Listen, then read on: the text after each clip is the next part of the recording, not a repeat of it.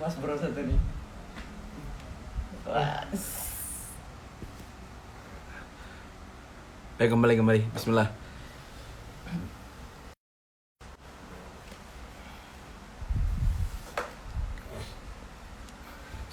Ya, bukan filsafat dulu.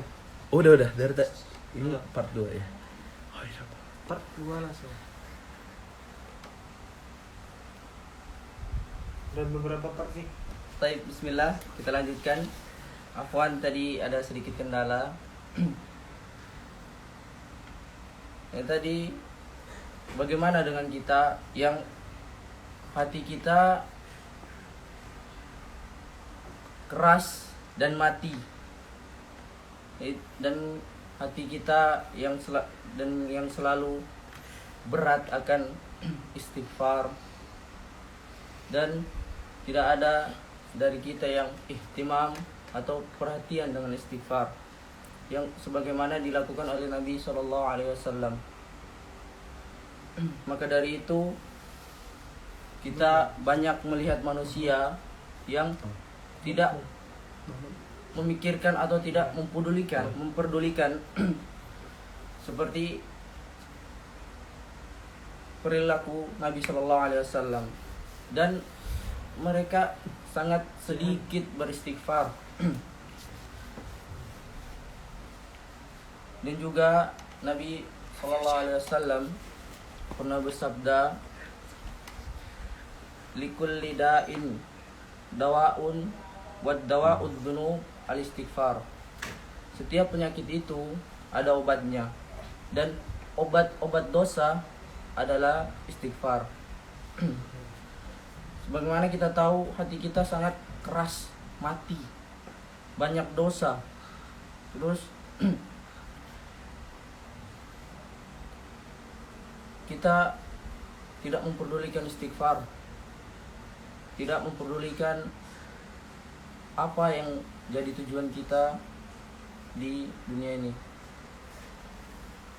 Dan juga seharusnya bagi setiap muslim menjadi uswatun hasanah pada Rasulullah SAW, dan lebih banyak melakukan istighfar. Bagaimana kita tahu, memang terkadang kita lupa akan istighfar. Kita memiliki banyak permasalahan berbeda-beda, masalah penyakit, masalah keturunan, masalah keluarga. Akan tetapi solusi satu-satunya yaitu perbanyaklah istighfar. Karena dengan istighfar itu membuat hati kita tenang, membuat hati kita damai, dan seketika masalah-masalah yang kita hadapi seakan-akan hilang karena kita banyaknya beristighfar.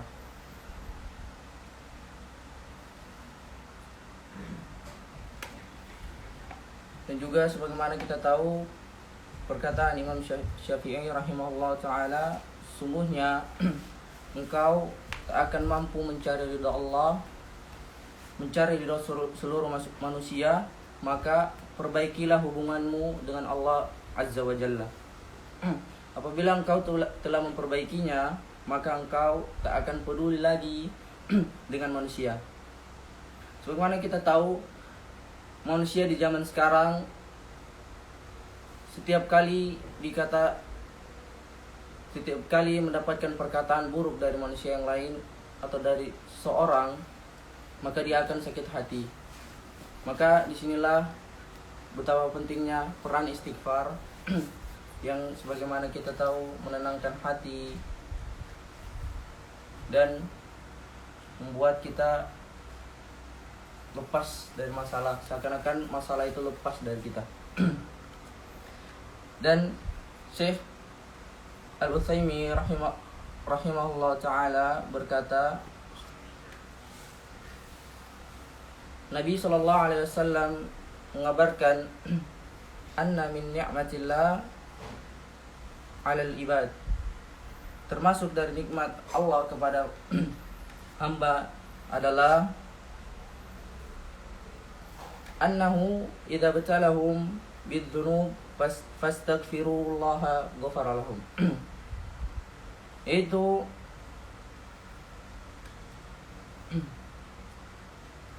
termasuk dari nikmat Allah kepada para hamba adalah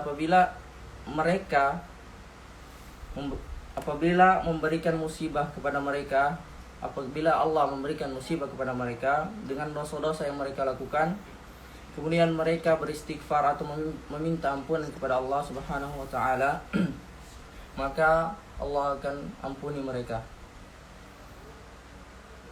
Dan kalau Allah antum-antum sekalian, teman-teman sekalian tidak melakukan dosa, niscaya Allah akan melenyapkan kalian dan mendatangkan kaum yang berdosa. Kemudian mereka beristighfar kepada Allah, maka Allah ampuni mereka.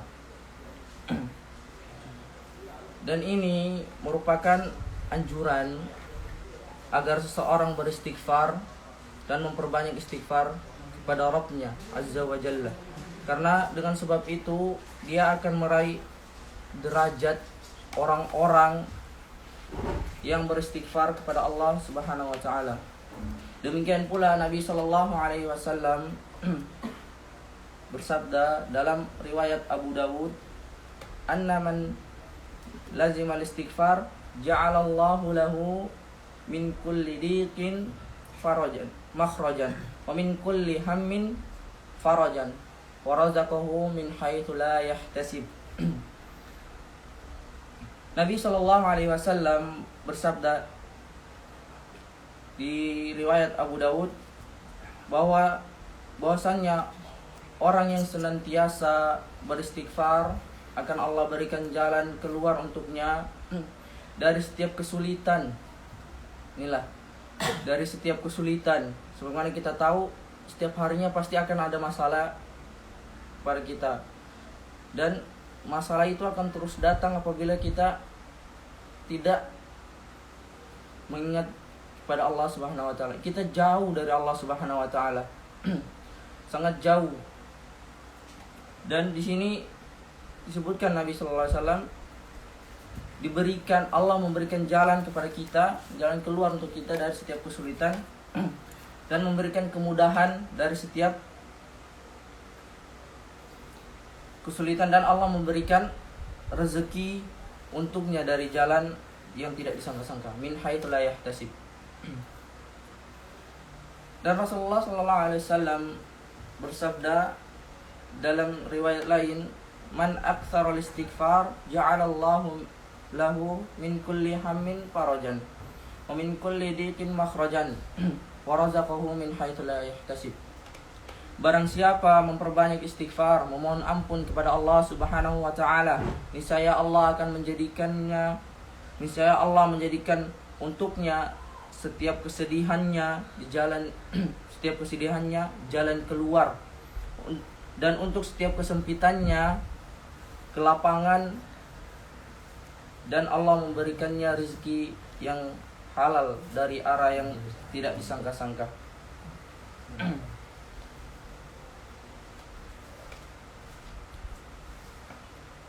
Masih banyak lagi hadis yang mungkin yang menjelaskan tentang fadilah istighfar, dan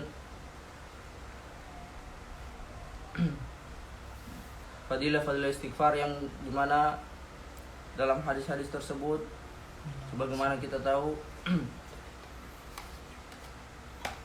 memberikan balasan kepada pelakunya dan lain sebagainya.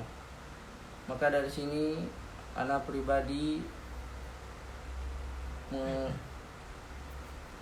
menyarankan kepada antum semua, ini untuk ana pribadi dan antum semua, itu perbanyaklah istighfar dalam sehari. Perbanyaklah istighfar dalam sehari.